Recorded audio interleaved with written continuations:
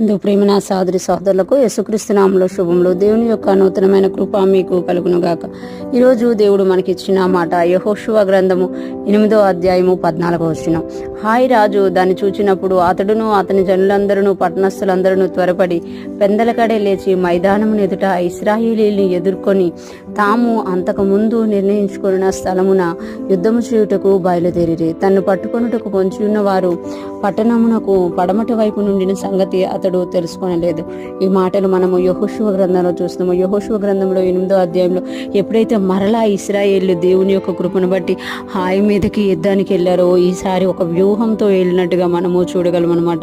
ఇక్కడ మనం చూస్తే హాయి రాజు దాన్ని చూసినప్పుడు, అంటే దేన్ని చూసినప్పుడు అని అంటే యెహోషువ ఎవరికి ఇవ్వాల్సిన ఇన్స్ట్రక్షన్స్, ఎవరికి చెప్పాల్సిన విషయాలు వాళ్ళకి చెప్పి ఎప్పుడైతే యెహోషువ ఆ యొక్క లోయలోనికి దిగిపోయారో హాయి రాజు అది చూశారంట. హాయి రాజు దాన్ని చూసినప్పుడు అతడును అతని జనులందరూ పట్టణస్థులందరూ త్వరపడి పెందలకడే లేచి మైదానమును ఎదుట ఇశ్రాయేలీయుల్ని ఎదుర్కొనిరి. అంటే ఎప్పుడైతే యెహోషువ అన్ని సిద్ధపరిచేసి తాను లోయలోనికి దిగి ఆ మైదానంలోనికి వచ్చారో అప్పుడు హాయి రాజు తన ప్రజలందరినీ పట్టుకొని యుద్ధం చేయడానికి ఆ మైదానంలోనికి దిగినట్టుగా ఇక్కడ మనము చూస్తున్నాం అన్నమాట.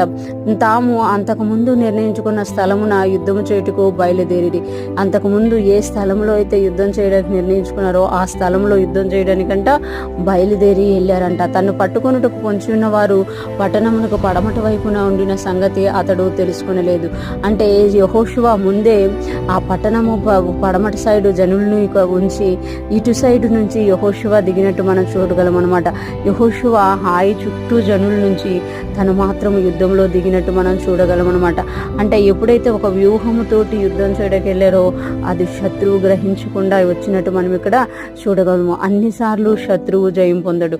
ఎప్పుడైతే మనం దేవుని సన్నిధిలో ప్రార్థించి యుద్ధం చేయడానికి వెళ్తామో, ఆయన చెప్పినట్టు ఆయన ఇచ్చిన ప్లాన్ ప్రకారం మనం వెళ్తామో అప్పుడు ఖచ్చితంగా యెహోషువ లాగా మనం కూడా యుద్ధం చేస్తాము. శత్రువు తంత్రాలని చెదరగొట్టి శత్రువుకి అందని విధంగా మనం పోరాడి గెలుపును పొందుకుంటాము అని ఇక్కడ తెలియచేయబడుతున్నాడు. ఎప్పుడైతే హాయి రాజు ఇశ్రాయేలీని తరమడానికి బయలువెళ్ళి వచ్చారో ఎప్పుడైతే యెహోషువ మునుపట్లాగే పారిపోయినట్టుగా మనం అక్కడ చూడగలం. కానీ యెహోషువని తరిమడానికి వాళ్ళు బయటకు వచ్చినప్పుడు ఆ చుట్టూ ఉన్న వారు వెళ్ళి ఆ పట్టణాన్ని తగలబెట్టినట్టుగా మనము చూస్తాం. ఈరోజు ఫ్రెష్ మనం వింటున్న ప్రతి ఒక్కరూ జ్ఞాపకం చేసుకోవాలి, దేవుడు ప్రతి ఒక్క యుద్ధానికి కూడా ఒక ప్రణాళికని, ఒక మాటని, ఒక ఆలోచనని ఇచ్చే దేవుడిగా ఉన్నాడు.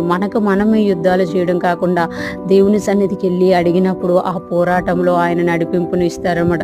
అప్పుడు మనం యుద్ధం చేసినప్పుడు అది సులువుగా మనము జయించగలుగుతాం. ఈరోజు ఫ్రెష్ మనం వింటున్న ప్రతి ఒక్కరు కూడా ఈరోజు ఏ పోరాటం అయితే నీకుందో, ఏ కష్టమవుతుందో, ఏ శోధన గుండా వెళ్తున్నావో, ఏదైతే నీకు చిక్కుముడిగా ఉందో దాన్ని యేసయ్య దగ్గర పెట్టినప్పుడు యేసయ్య తన ఆలోచననిచ్చి నిన్ను నడిపించి దానిలో నుండి బయటికి తీసుకొచ్చి అనేక మంది ఎదుట నిన్ను గొప్ప సాక్షిగా నిలబెడతారు. అటువంటి కృపా జ్ఞానం మనందరికీ కలుగును గాక.